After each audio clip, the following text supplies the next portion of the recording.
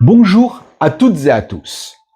Aujourd'hui, nous allons découvrir dans cette chronique À la lueur des aurores de Charlie L.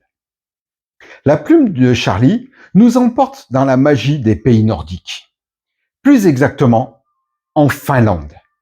Elle nous transporte dans une romance avec une touche de magie de Noël et aux personnages très attachants. Il a le cœur brisé, elle ne veut plus aimer. Peu avant Joulou, Noël, un Finlandais, la compagne d'Isaac, Rosa, la femme de sa vie, avec laquelle il est en couple depuis près de 10 ans. À sa grande surprise, vient de le quitter subitement. Isaac décide de rentrer à Inari, au nord de la Finlande, dans son village natal. Au début, il compte simplement y passer les fêtes de Joulou, retrouver ses parents et ses amis d'enfance, Mathias et Keijo. En retournant auprès des siens, il ne s'attendait pas du tout à cohabiter chez ses amis, et surtout pas avec Kiliki, la sœur de Keijo. Mais en 13 ans, la petite peste collante qu'Isaac avait connue a bien changé. Mais pour Isaac, l'important était de se reconstruire. Pas de craquer. D'autant plus que Kiliki ne veut pas s'embarrasser d'un homme dans sa vie. Donc, en fin de compte, pas de souci. Pourtant, au plus profond des secrets des nuits polaires, Isaac et Kiliki apprendront à se découvrir, à se faire confiance.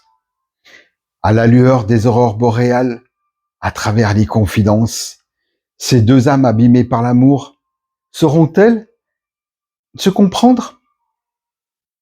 Ce qui ne devait être qu'une parenthèse sera-t-elle l'aube d'une nouvelle vie loin d'Helsinki pour Isaac? Isaac, dit le Viking, par sa carrure, sa corpulence, sa barbe et ses cheveux longs, pourrait faire croire en un personnage fort et impassible. Mais sous cette armure se cache un cœur fondant, une personne douce et sensible. Mathias et Keijo, les deux meilleurs amis d'Isaac, toujours inséparables.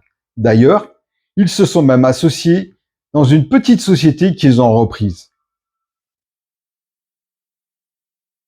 Kiliki, la sœur de Keijo, Musher, est associée à elle aussi avec Mathias et son frère dans cette petite société. Jeune femme dynamique, parfois avec un air rude et autoritaire, comme Isaac.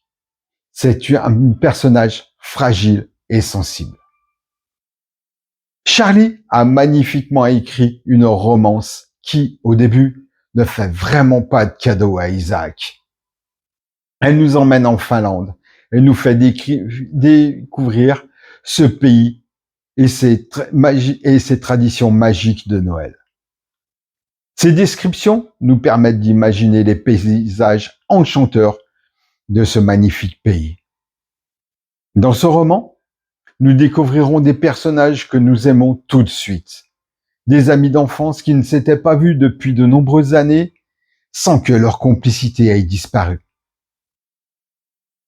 Une vie en colocation, proposée par Mathias, imprévue, mais imposée pendant ce séjour. Isaac va-t-il en fin de compte rentrer à Helsinki et retrouver sa vie d'avant, la tête remplie d'étoiles et d'aurores? Pour les réponses à toutes ces questions, je vais vous laisser découvrir lors de votre lecture. Et je vais mettre un magnifique 5 étoiles sur 5 à ce roman. 5 étoiles, mais de Noël? Non, pas du tout. Je vous souhaite une très bonne journée et à très bientôt pour une prochaine chronique.